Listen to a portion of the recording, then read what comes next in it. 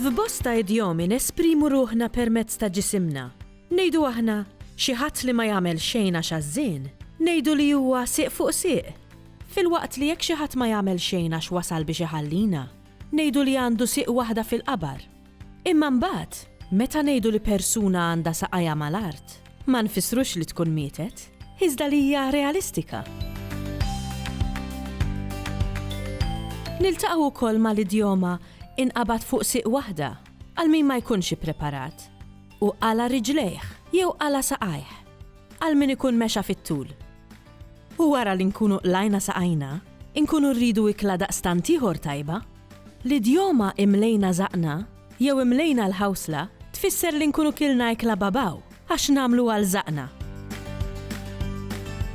Iżda min mill-banda l-oħra ikun zaqqu madaru, ikollu zaqqu vojta. Bħalma zaqqu madaru tiġbor flimkien żewġ partijiet tal-ġisem f'idjoma waħda, l-istess jista' jingħata l-idjomi għajnejh akbar minn zaqqu u idejh fuq zaqqu. Tal-ewwel tfisser li xi ħadd ikun esaġera f'xi ħaġa, filwaqt li tat-tieni tfisser li persuna tkun qadet lura milli tmitt idejha għax-xogħol. U laqgħet insemmu l-idejn u d-dar. Tajjeb insemmu wkoll l-idjoma daru mal-ħajt li nużawha għal xi ħadd li nqabad f'ċirkustanzi skomdi u mhux lakemm joħroġ minnhom. L-idejn spiss isibu postom f'idjomi Maltin oħra. Ngħidu idu fidu għal xi ħadd li jżurek bla ma jġiblek xejn. U għal min mix-xejn jieħu ħafna, ngħidu li mis-suba jieħu lit. L-idjomi bl-idejn ma jintużawx biss għal min hu egoist, imma wkoll għal xi persuna li tmittida jew tmitton għax-xogħol, jew li għandha qalba fida, jiġifieri li hija ġeneruża ħafna. Mill-lit imbagħad nistgħu ngħaddu għas-swaba u għall-ispalel. Jekk ngħidu li xi ħadd tusseba' u dritt, inkunu rridu nfissru li huwa persuna ġusta. Filwaqt li persuna li jieta spalla hi persuna li tista' twiżnek u li tista' torbot fuqha.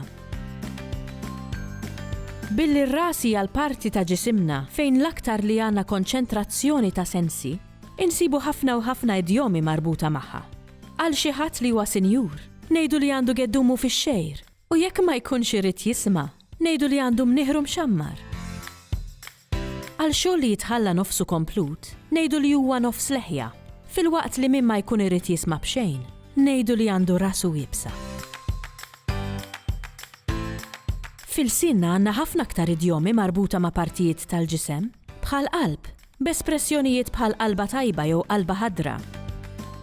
U l-wiċċ, b'espressjonijiet bħal ftebqatajn, fomma siket, gidem il-sienu u wiċċ laskri.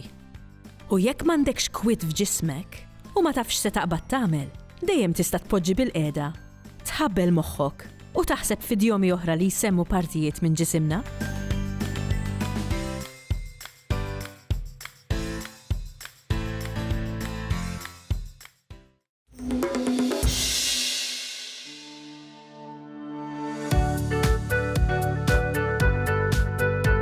Il-pubblikazzjoni Lelluxu Peprin ta' Carmel G. Kauki tiġbor fiha 4 stejjer osra u 4 poeżiji miktuba tfal. It-tim tagħna ltaqa' ma' Carmel sabiex jitkixxef aktar dwar din il-ġabra maħruġa bl-għajnuna tal-Aġenzija Nazzjonali tal-Litteriżmu. Jiena nemmen li l-tfal għandna nqabduhom id-drawwa tal-qaris sa minn xkunithom. Allura nipprova nikteb anke tfal iż-żgħar u dan huwa wieħed mill-kodba li miktub għat-tfal li għandhom inqas minn 10 snin, jisu bej 5 u 9 snin. Jinkludi fih stejjer u poeżiji. Għax anke l-poeżiji tfal tajb li jkunu jħobbuhom ta'. Min jgħid il-poeżiji dejquhom it-tfal, imma kif ikunu poeżiji li interessawhom b'lingwaġġ li jifhmu huma. U ton kultant daqsxejn ċajtier ukoll jiggustawhom u jsiru jħobbuha l-poeżija wkoll.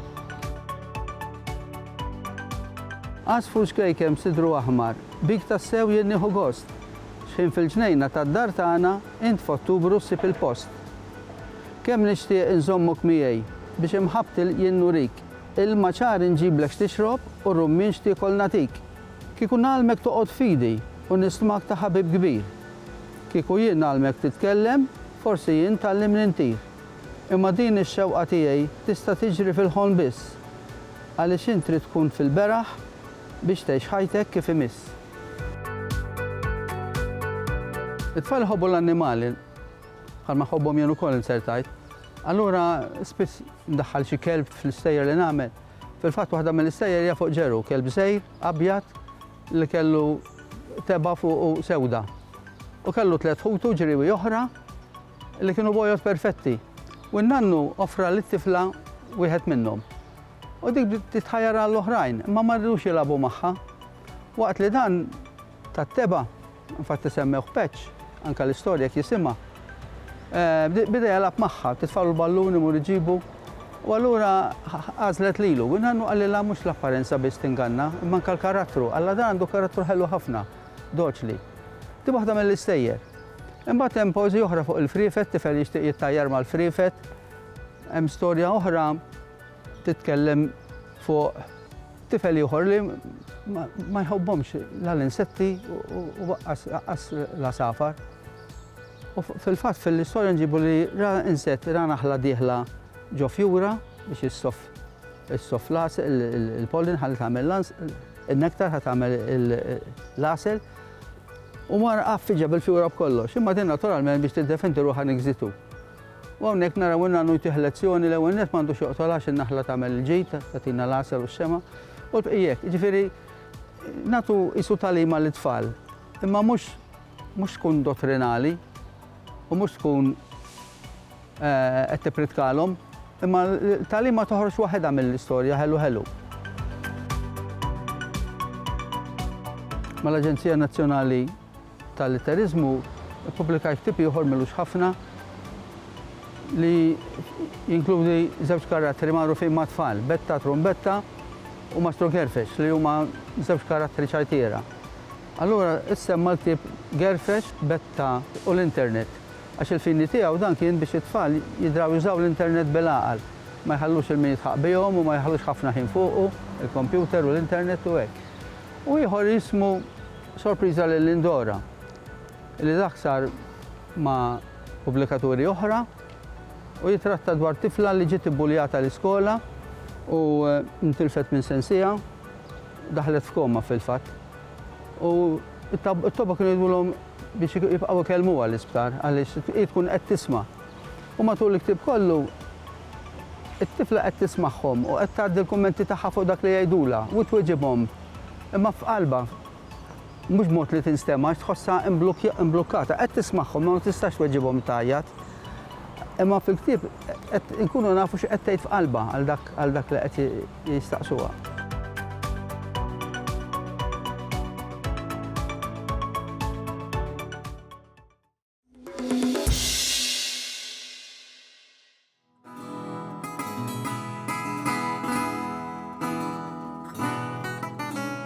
Lana għandu post speċjali ħafna fl-istorja tal-mużika Maltija u grazzi għal ftit daqqaqa għannejja dedikati għandu wkoll futur sabiħ. It-tim tagħna tkellem mal-għannejja Joe Michael Aiden Aġus sabiex isir jaf aktar dwar is-sena ta' tqabbil mal-kitarra. Milux konti għad fil-bit ħasmajt żewġ nisa jittakkaw, kienu ġetta u Karmena blala xulxin jibbutjaw. Dak l-għana li kienu qalu, għanni nżammu ta' tnejn, u l-lum xejjer najdu lilkom għaliex minnu ma nsejn xejn. L-għana hija xi ħaġa li ġejja minn żmien antik, baqa' ġejja b'wirt sal-lum, hija xi ħaġa li ġib magħha tradizzjoni tajjeb u parti mill-kultura tagħna l-Maltin. Nsibu għana spiritu pront, nsibu għana oli, nsibu makjetti u nsibu għana tal-fatt. Jeżistu ħafna tipi ta' għana, fosthom jeżistu dik tal-botta u r-risposta l-għana spiritu pront. Teżisti wkoll dik li jgħidula makkjetta li tkun għana naqra aktar imħarrek u tkun ċajta, tkun daqsxejn ta' isa storja żgħira tad-daħq. Imbagħad hemm l-għana tal-fatt L-għana tal-fatt huwa meta tkun ġrat xi ħaġa traġika jew fuq xi persuna li jkun ħallina u tkun għamil storja fuq u tkun iktar bil-lajma u b'melodija iktar taswit il-qalb. Imbagħad hemm l-għana fil-għoli jew l-għana labor mliża. Dik irid ikellek il-leħen tkun taf x'inti tagħmel, ovvjament timxi pass pass mal-kitarrist.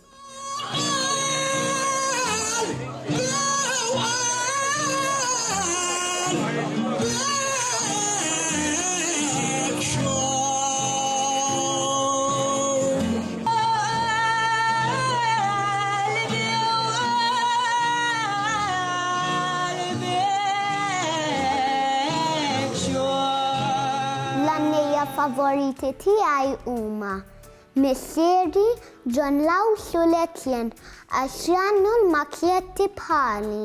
Bħala għannejja u ħafna għannejja tajbin.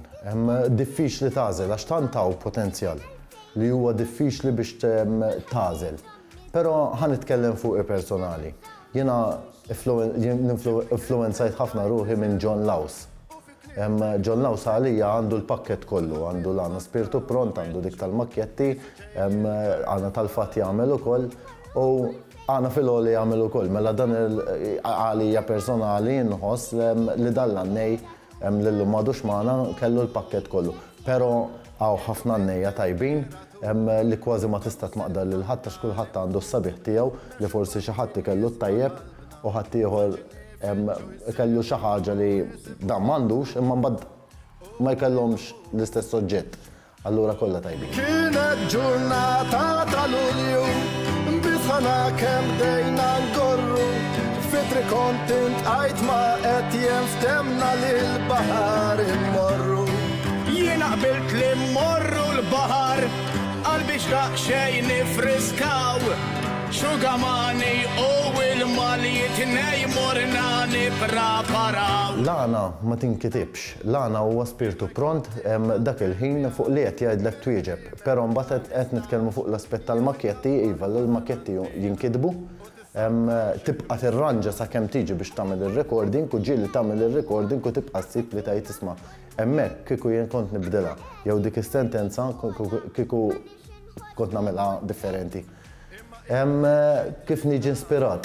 Imqar kelma, imqar kien kunet nara television per eżempju għal bżonn per eżempju nisma' kelma. Dik il-kelma jafittini firxa biex nikteb makjetta sabiħa per eżempju. Imqar per eżempju esperjenza, imqar nkun qed nitkellem mal-mara jew mommi jew ma' missieri, kelma żgħira u nifresh storja kif tista' tiġi makjetta.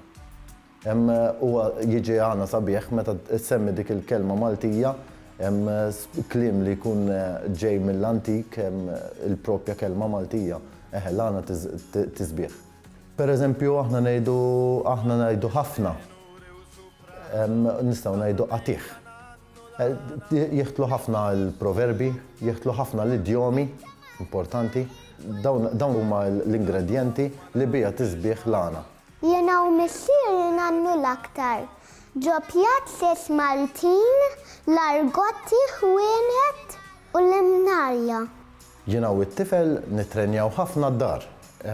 Ovvjament imma fejn nannu, fejn immorru nannu, tajjeb, nannu ħafna ġo ħwienet, ġo gazini, nannu l-koll ġo pjazzet Maltin. Nannu bħal meta ngħidu aħna żejt iż-żejtun, tkun festa kollha tradizzjonali. Nannu wkoll il-belt meta jkun hemm in-notte bjanka. Tista' tgħid li l-għana daħlet issa kull imkien. Nannu f'ħafna postijiet. Insa din is-sitwazzjoni li qegħdin fiha, konna nannu l-erba', il-ġimgħa u l-ħadd. 3 darbiet fil-ġimgħa, mela allura għada popolari. Nemmen li l-affarijiet jekk ikunu organizzati sewwa, iva, l-għana għada popolari u wieħed jieħu interess fiha.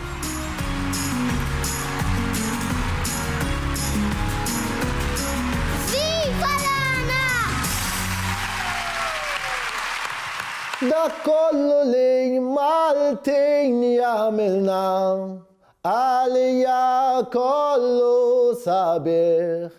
anka l-għana tradizzjonali u kollanna nibżaw għalih. Jien ħanaq bil-ma missieri għax sewa poġġi il-kliem għadni żgħir ħankompli nanni biex lana mexxi jal-qudiem.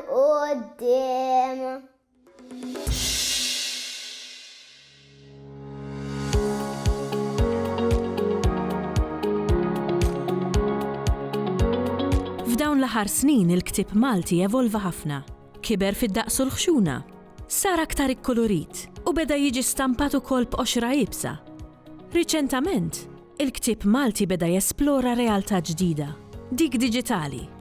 Il-pubblikatur Chris Gruppetta spjegalna differenzi ewlenin bejn il-ktieb fiżiku u dak elettroniku. Il-ktieb elettroniku huwa dak nsejħulu l-e-book, jiġifieri ktieb li inti flok tixtrih format stampat bħal dawn tniżlu online fuq xi aġġeġġ tiegħek, jista' jkun mobile, jista' jkun tablet, jista' jkun e-book readers bħal Kindle u affarijiet oħrajn u taqrah elettronikament. Il-vantaġġi tal-ktieb elettroniku huma ċari, huma l-kumdità li inti trid ktieb issa u ma tix tmur speċjalment fi żminijiet imma anke dejjem inti ma tix toħroġ minn darek, litteralment dħalt online, xtrajtu, niżiltu u qiegħed għandek. Jew xi ħadd qallek qiegħed f'nofs tal-lejl tħajjart rajt x'imkien u dak il-ktieb, niżiltu qiegħed għandek immedjatament. Xi ħaġa li ebda ħanut ebda forma ta' xiri ieħor qas online ta' ktieb fiżiku ma jista' jtik. Għandek il-kumdità wkoll li inti il-ktieb huwa oġġett tqil, ma flok qed iġġorr il-kodba miegħek jekk għall-argument sessifer, jekk għall-argument sejjer minn posta l-ieħor, ma tix toqgħod iġġorr il-kodba miegħek imma tista' żomm eluf ta' kodba elettroniċi fuq aġġeġġ wieħed. Dawk il-vantaġġi. L-isfidi ovvjament imbagħad huma pereżempju jekk tiġi biex tagħti rigal. Ktieb elettroniku mhux se tippakkjah, ma tistax tippakkjah, m'għandux eżistenza fiżika. Jekk inti għall-argument tħobb il-kodba u tħobb iżommhom kollha fil-vetrina warajk, ktieb elettroniku ma jidirx, trid tgħaddih il xi ħadd. Jiġifieri in-nuqqas ta' fiżiċità tiegħu tista' tkun vantaġġ ma tista' tkun ukoll sfida minn dak il-lat.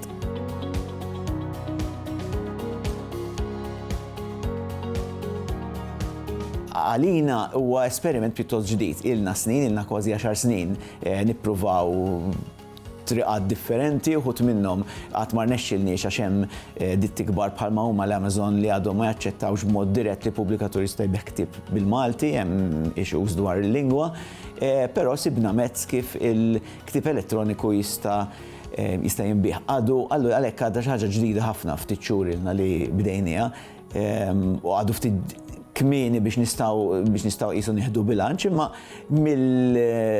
mill-daw l-ewwel ftit xhur naħseb hemm sinjal inkoraġġanti ta' nies li qed jippruvaw, jesperimentaw, jaraw hemm min diġà ilu ħafna snin ovvjament jaqra il-kodba elettroniċi bl-Ingliż, allura issa ħagost li fl-aħħar jista' jsib bil-Malti wkoll biex ngħidu hekk hemm inqas skużi biex ma taqrax bil-Malti. Meta bdew issa ilhom naħseb kważi xi 10 snin, kien hemm ħafna attentati l-ewwel li ma ħadmux u kulħadd kien jgħid li l-ktieb elettroniku qatt ma ħajaħdem. U mbagħad iż-żmien wera li mhux tal-li ħadmu tal-li morna l-estrem ieħor, ħafna kienu jgħidu l-ktieb elettroniku ħajoqtol il-ktieb stampat. Barra minn Malta fi appuntu dila tiġri fl-aħħar mill-aħħar kif jiġri spiss qisu nstab speċi ta' bilanċ. Hawn min iħobb għall prattiċità il-ktieb diġitali, elettroniku, hawn min iħobb il-ktieb stampat. Anzi, reġgħu dal-aħħar ftit snin beda jiżdied il-bejħ tal-ktieb stampat għax inti mbagħad tiskopri s-sabiħ tal-arti tal-qoxra tal-ktieb, affarijiet żgħar, il-karta, id-diżinn, affarijiet hekk li fil-ktieb elettroniku ma tarahomx. Ġifieri naħseb anke Malta eventwalment u anke barra l-hemmhekk mixin lejn bilanċ fejn it-tnejn jeżistu flimkien, il-ktieb elettroniku, ktieb diġitali għall kumdità tiegħu u l-ktieb stampat għaż-żbuħija tal-ktieb għal fatt li jibqa', għal fatt li tista' ttieħ rigali, ġifieri naħseb iżjed ma jmur iżjed jgħixu flimkien.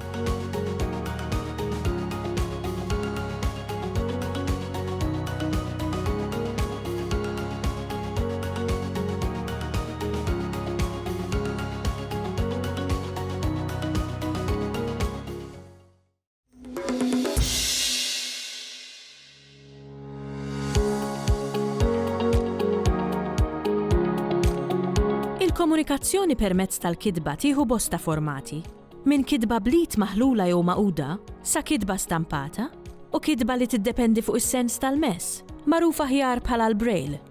Minkejja li din is-sistema ta' kidba ilha użata għal madwar 200 sena, l-aċċess għaliha bil-sinna għadu limitat ħafna. It-tim tagħna tkellem ma' Bridget Mikallef dwar il-Braille bil-Malti u l-importanza tiegħu għal persuni nieqsa mid-dawl. Il-Braille huwa lingwa li nitalmu aħna l-blind. Huwa magħmul minn 6 tikek.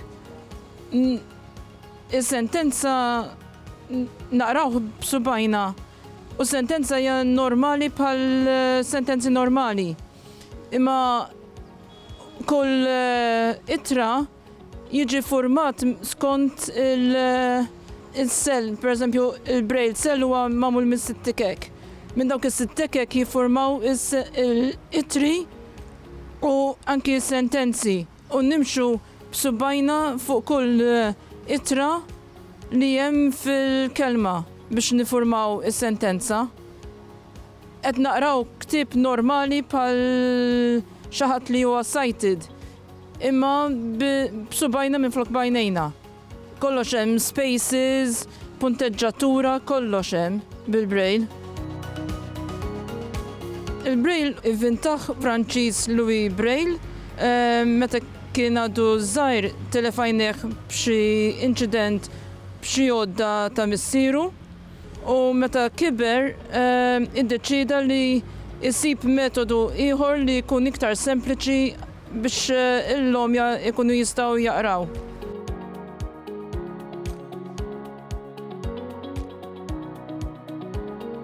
Għaw Malta mawx kodba bil-Malti, bil-Braille, ħlif il-Bibja.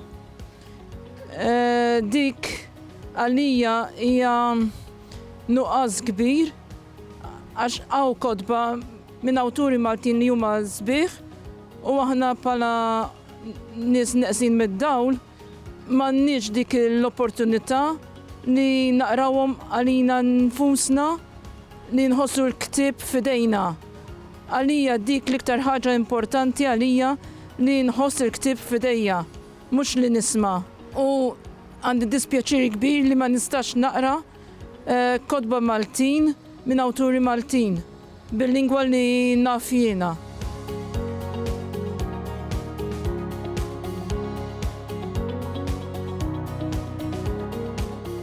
Fil-każ tal-Bibja ġi printjat u kollox l-Ingilterra minn kumpanija Ingliża għandhom l-alfabet Malti bil-Braille huma kemm jitajpjawha bil-print u joħroġ bil-Braille lest print speċjali. U mbagħad isir il-proofreading u jerġgħu jipproduċuh fejn hemm żbalji jerġgħu jipproduċu dik il-paġna biss.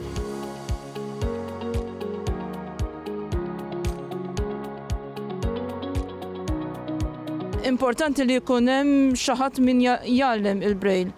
Bħalissa u Malta laqas instructor tal-Braille magħna u ħafna tfal u żgħażagħ qed jitilfu l-opportunità li jitalmu u jiftħu l-orizzonti tagħhom bil-Braille.